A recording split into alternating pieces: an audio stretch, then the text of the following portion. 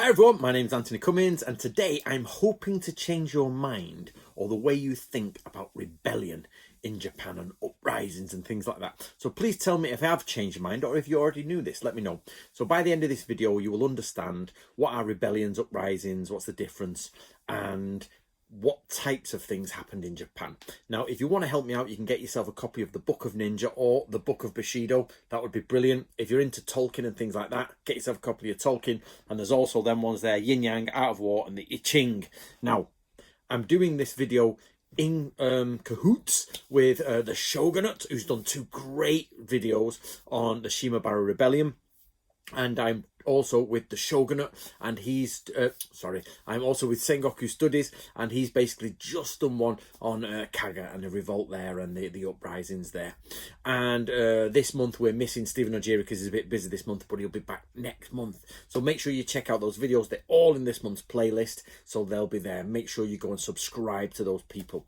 Right, now, one of the things that people think about in Japan when it comes to rebellion is peasants.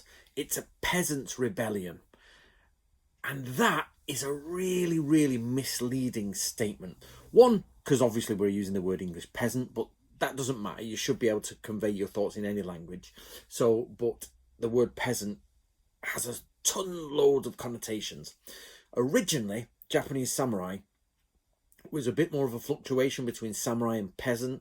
There were definitely farmers, and there were definitely samurai, and there were definitely artisans, and there were definitely merchants, but also there is fluctuation between them. So you have to get rid of this sort of dichotomy, this idea that there's the noble samurai, or no, the evil samurai, and he's evil, and then you get the peasant who's got no teeth and he's just toiling in the mud and it's horrible. And then the peasants are so angry, they're like, I'm so angry, I'm going to go get him. There's a lot more to it than this. What we find is actually the peasants, status in Japan it fluctuates. And not only that, you don't get 100% samurai on one side and 100% peasants on the other. You normally get majority samurai, majority peasant farmers, or ronin, half samurai, things like that. But it doesn't mean these people don't have military experience. You can have samurai who've got limited military experience and peasants who've got a lot of military experience, okay? So first of all, a samurai army has a lot of ashigaru. Now, it depends on the time. So samurai went for 1,000 years, and it depends on the time. Early samurai, you can say they had less foot soldier and the more mounted warrior, but even that might be debatable. That's the sort of general image, and I might be wrong there. But then what we have is later on more foot soldiers on the battlefield, so less samurai, more foot soldiers. But maybe Sengoku Studies or the Shogunate can help me out on that one. So what you find is you've got samurai, and they have ashigaru peasants. Now, some people, I personally am still out on the boat on this. It's basically, is an ashigaru part of the samurai class, or is an ashigaru part of the peasant class? Now, this probably comes down to the time period, because actually sometimes the ashigaru were part-time and sometimes they were full-time. To me, a full-time ashigaru who's in a barracks doing military drills, going to war, or at least going out doing exercises, and that's his job, is as much a samurai as a samurai is. But if he's just working in the fields and a farmer, and then 6 weeks of the year he's got to do some stick fighting, or they go away and do, then he's a farmer.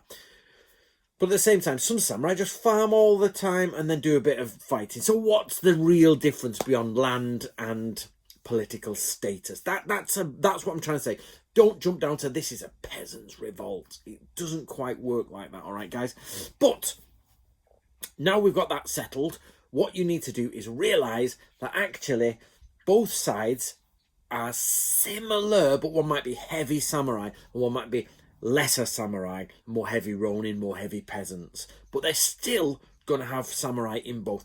And maybe even to add some spice into the mix, you might have military religious orders.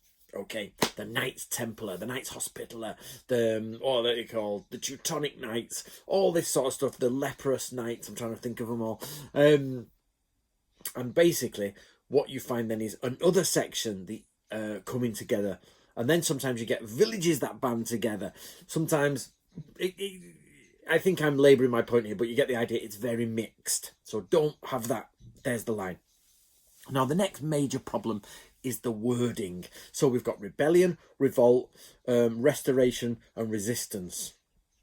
What's the difference between a terrorist and a freedom fighter? So at the minute, we've got the Gaza Strip going on. Half of them, on one side, they're saying our freedom fighters have done this. On the other side, they're saying terrorists have done this. It's the same people doing the same thing. But one side calls them terrorists and one side calls them freedom fighters. It all depends on your political slant. So rebellion. So this is where a revolt, a restoration, and a resistance. So resistance implies that you're trying to stop something from happening. Rebellion and revolt imply that something has happened and you want to change it back to how it was.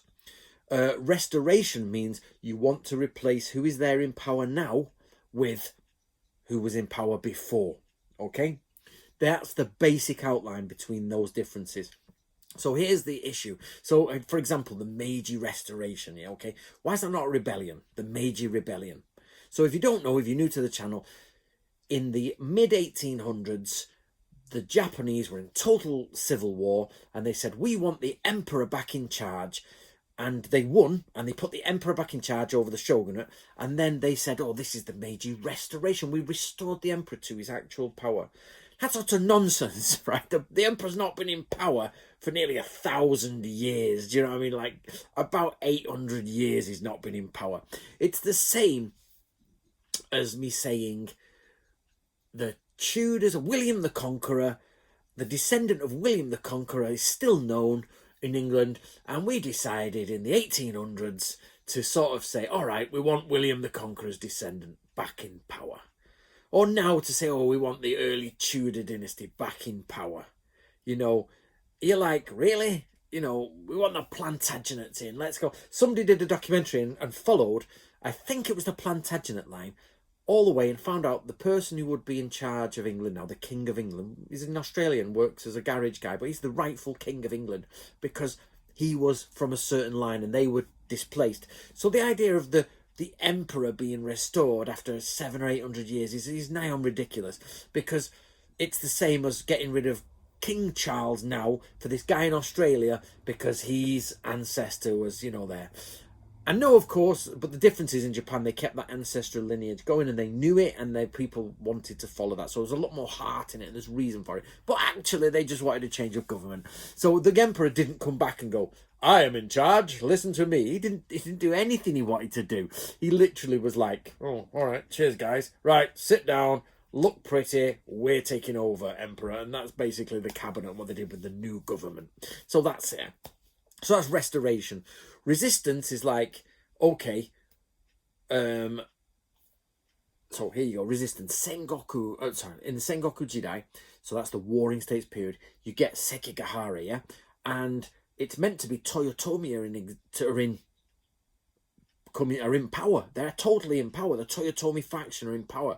But actually, the Tokugawa, who's promised to look after the Toyotomi regime, once Toyotomi Hideyoshi dies, Tokugawa Ieyasu says, let's have the power in Japan. And over 15 years, he just nicks all the power.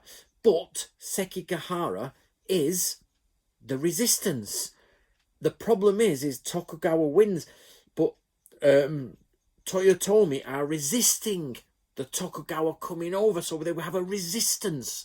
But they're like, no, get out, your resistance is rubbish, the Empire wins, off we go. The rebels, resistance are out. Even that Star Wars, rebels versus resistance, it all starts changing. First Order versus Empire. Slight changes make slight changes in the politics. So we've had resistance, we've had restoration. So now revolt or rebellion. Could anybody give me the absolute definition difference between those two? But, so here we go. Basically, a revolt or rebellion implies that it's already happened. So here we're looking at Shimabara. So Nick has just done the video on that. He's just done the videos on them. And what we have is the Tokugawa are in power. They're taking over.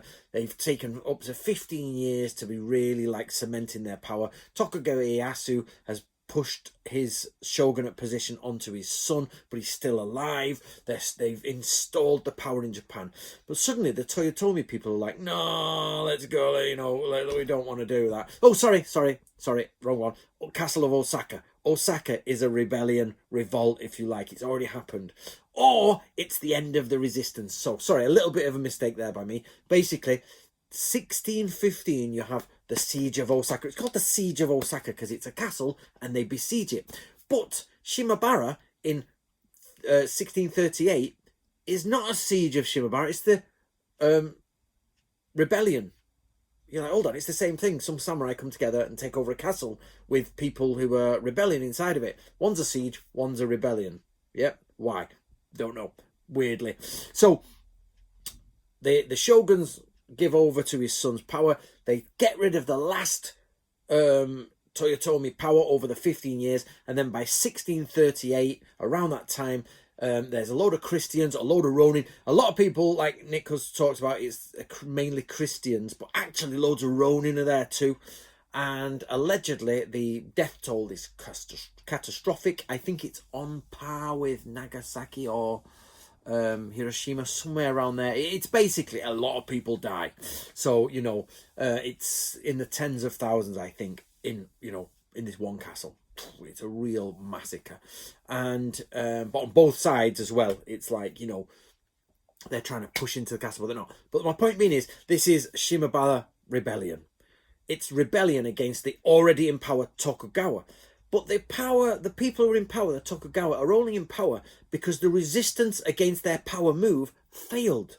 If the Hideyoshi Toyotomi or the Toyotomi faction had kept power and resisted and triumphed, then would that rebellion have happened? Maybe, because, that was a separate issue and it was about mismanagement from the government and they mismanaged everything. So what tends to happen is, once the Sengoku period starts to come to an end, they really start to overtax. So Toyotomi Hideyoshi really starts to tax the people. And I think from memory, just from reading academic articles, is the taxation system changes.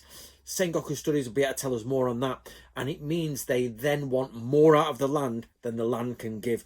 So instead of taxing people on what they produce, the government starts to tax people on what they should produce. Now, this is a big problem because actually, if you have a slightly bad harvest, you've got big problems. Now, I've been listening to a book called Centuries of Change, and that talks about the changes throughout of Western Europe.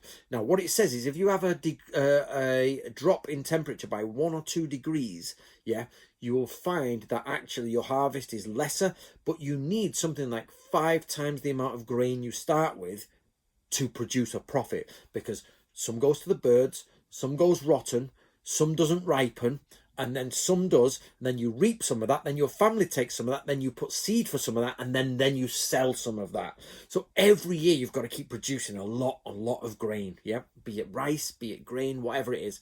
And in Japan they were saying, well, you should be producing this much, but if you only produce this much, it's a cascade effect of not being able to fulfill that 5 times the amount you need to just keep it going. That's why it ended up with farmers being starving, because they had to give so much of tax. Whereas I think, from memory, I'm sure Sengoku studies will actually make me get this right, but before that it was a bit more lax and it was a bit more on what you actually produce. But Toyotomi Hideyoshi pushed the sort of stuff, so there you end up with really harsh mismanagement of taxation, which leads to starvation and poverty. And that's where we get our idea of the Ronin who's starving, because this is the same time as the Ronin problem. The farmers start to starve because the taxation system doesn't work. Merchants go up because the samurai are taking the money, spending the money with the merchants, and it all just starts to get messy and terrible, and then we get a decline. Okay, that's the basics of it. I'm sure I'm going to get told off by either the Shogun or Sengoku Studies for that.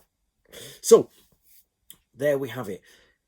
Somebody's rebellion is somebody else's resistance. Somebody else's terrorist is somebody else's freedom fighter. It all depends on your perspective. So be careful when they name these things, like Meiji Restoration, Shimabara Rebellion, the Sekigahara. They just call it the war. Do you know what I mean? It's actually a resistance, from one.